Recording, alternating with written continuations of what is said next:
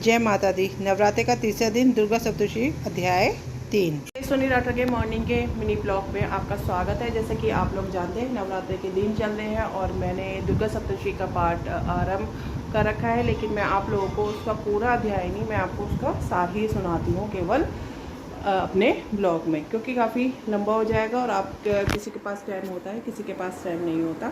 तो मूल सार, सबसे पहले सबको जय माता दी।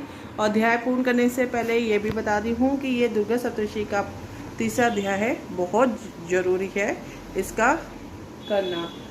और ये क्यों ज़रूरी है इसके बारे में भी मैं आपको बताती हूँ। ये अध्याय बताता है कि कैसे देवी दुर्गा ने महिषासुर नामक दैत्य का वध कर सभी देवताओं और प्राणियों को उसके अत्याचार से मुक्त किया।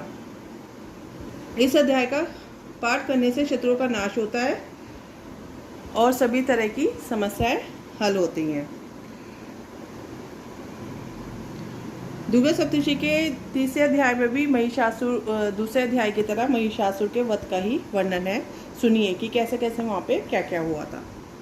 महिषासुर के सेनापति चक्षुर के वध और देवी के द्वारा महिषासुर के वध का वर्णन करता है। जहाँ महिषासुर अपनी सेना की हार देखकर क्रोध में आकर देवी से युद्ध करने के लिए आगे आता है। देवी माता चक्षुर के बाणों को अपने बाणों से काटकर और उसे रथ व सारथी समेत मार डालती है, जिसके बाद महिषासुर का वध होता है।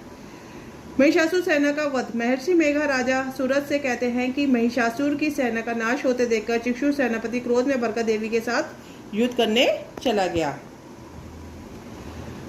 चक्षुर का युद्ध, यह देवी पर बाणों की वर्षा करने लगा, जिसे देवी ने अपने बाणों से काट दिया। देवी ने उसके सारथी और घोड़े को मारकर उसके धनुष को भी नष्ट कर डाला। देवी ने चक्षुर का सिर धड़ से अलग कर दिया, जिससे उसका वध हो गया।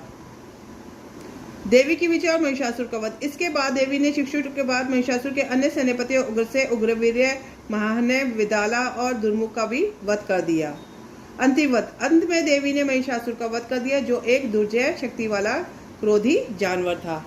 इसी के साथ दुर्गा सप्तशी का तीसरा अध्याय का सारांश पूर्ण होता है। जय माता दी।